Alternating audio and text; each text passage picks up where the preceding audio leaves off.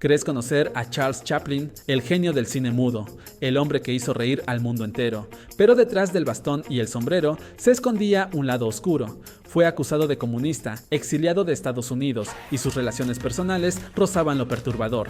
Hoy te revelamos 20 curiosidades de uno de los íconos más enigmáticos del cine. Esto no es una película, es su verdadera historia. Comencemos por uno de los capítulos más duros de su vida. En plena Guerra Fría, mientras Estados Unidos vivía una paranoia colectiva contra el comunismo, el FBI convirtió a Charles Chaplin en un blanco prioritario. Su pensamiento libre, sus discursos sociales, su negativa a nacionalizarse estadounidense, todo eso encendió las alarmas de Hoover y su equipo. En 1952, Chaplin viajó a Londres para una premiere, y fue ahí cuando el gobierno de Estados Unidos canceló su permiso de reingreso. Lo habían tachado de simpatizante comunista. No hubo juicio, no hubo pruebas, solo una decisión. No podía volver jamás. Así fue como uno de los artistas más importantes del siglo XX fue tratado como una amenaza. Se mudó a Suiza con su familia y vivió allí el resto de sus días. No volvió a pisar suelo estadounidense hasta 20 años después. Cuando finalmente regresó, ya era un anciano y el mundo había cambiado. Podría sonar a guión de película macabra, pero fue completamente real. En marzo de 1978, solo 3 meses después de su muerte, la tumba de Chaplin fue profanada en Suiza. 2 ladrones desenterraron su ataúd y lo robaron. La noticia conmocionó al mundo. No bastaba con haber perseguido al hombre en vida, ni siquiera muerto podía descansar en paz. Los delincuentes exigieron un rescate a su viuda, una Chaplin, pero ella, en lugar de ceder, colaboró con la policía en secreto. Intervinieron teléfonos, siguieron pistas, coordinaron operativos silenciosos y 2 meses después encontraron el ataúd enterrado en un campo de maíz suizo. Chaplin volvió al cementerio, pero esta vez bajo una losa de concreto armado. La leyenda del cine, incluso después de muerto, seguía haciendo historia.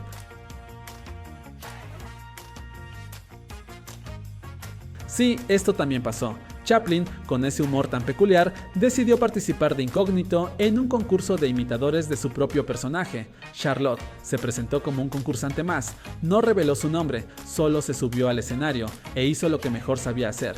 El resultado ni siquiera clasificó a la final. El jurado no lo reconoció. El original fue vencido por las imitaciones. Chaplin se lo tomó con gracia, pero el episodio deja una reflexión potente. Cuando el mito se vuelve más grande que el hombre, ni el creador puede alcanzar su propia sombra. En 1914, en un set de los estudios Keystone, Chaplin recibió una orden simple: improvise un personaje para el próximo corto. Nada más, nada menos. Corrió al guardarropa, agarró un pantalón gigante, un saco que le quedaba apretado, un sombrero bombín, un bastón y salió al set.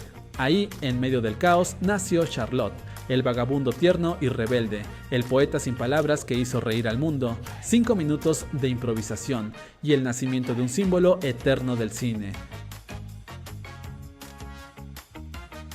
En 1925, la revista Time aún no tenía su icónico borde rojo, y los únicos que aparecían en su portada eran líderes políticos, banqueros, empresarios, hasta que llegó Charles Chaplin. Fue el primer actor en protagonizar esa portada, un gesto que cambió todo.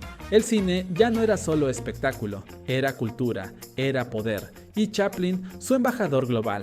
Volvamos un segundo al caso del robo de su cuerpo, porque la escena fue impactante. Tras semanas de angustia y una operación policial silenciosa, el ataúd fue encontrado en un campo de maíz, cubierto de tierra, oculto como si los ladrones quisieran borrar al hombre que una vez fue amado por millones. Los responsables fueron arrestados y Chaplin finalmente descansó, pero la imagen del vagabundo que no encontraba paz se volvió más real que nunca. 2 titanes del cine en el mismo set. Durante el rodaje de La Condesa de Hong Kong en 1967, Chaplin dirigía y Brando estallaba. El actor lo describió como el director más tirano, controlador y cruel con el que trabajó. Dijo que Chaplin no aceptaba ideas, que sus métodos eran obsoletos, que su perfeccionismo rozaba la locura. La tensión era tal que a veces ni se dirigían la palabra. El ídolo de una era chocando con el símbolo de la siguiente. Chaplin fue de los últimos en abandonar el cine mudo. Creía que el sonido arruinaba la poesía visual, pero en 1940 el mundo se detuvo con su película, El Gran Dictador, y por primera vez Charlotte habló. Lo hizo para burlarse de Hitler, y su discurso final se convirtió en una de las piezas más poderosas del cine. Cuando finalmente habló, no fue para entretener, fue para despertar conciencias. Chaplin nació en los barrios pobres de Londres. Su padre, alcohólico, desapareció pronto. Su madre, con serios trastornos mentales, fue internada en un manicomio. Chaplin y su hermano pasaron por orfanatos, refugios, dormían en la calle, comían de la basura. Aquella infancia devastadora no lo quebró, lo transformó, y desde ese dolor profundo creó el alma sensible de Charlotte, ese vagabundo que, como él, buscaba ternura en un mundo cruel. ¿Quieres conocer lo que sigue? Porque aún faltan 10 curiosidades más que te van a dejar helado. Y sí, hay secretos aún más oscuros que estos. Chaplin amó mucho, y no siempre bien. Tuvo 11 hijos, y una vida amorosa marcada por el escándalo. Se casó 4 veces, varias de ellas con actrices mucho menores que él. Una de las más polémicas fue Lita Grey, con tan solo 16 años. La prensa lo devoró. Las separaciones fueron tormentosas. Lo acusaron de infidelidad, de manipulación, de abusos emocionales. El ídolo tenía grietas y eran profundas. Ese primer matrimonio, con Lita, fue forzado por el embarazo. Chaplin aceptó casarse para evitar la cárcel, pero lo que siguió fue una relación explosiva, una guerra silenciosa que estalló en los tribunales. El divorcio fue uno de los más escandalosos de su época, los titulares ardían y el mito tambaleaba.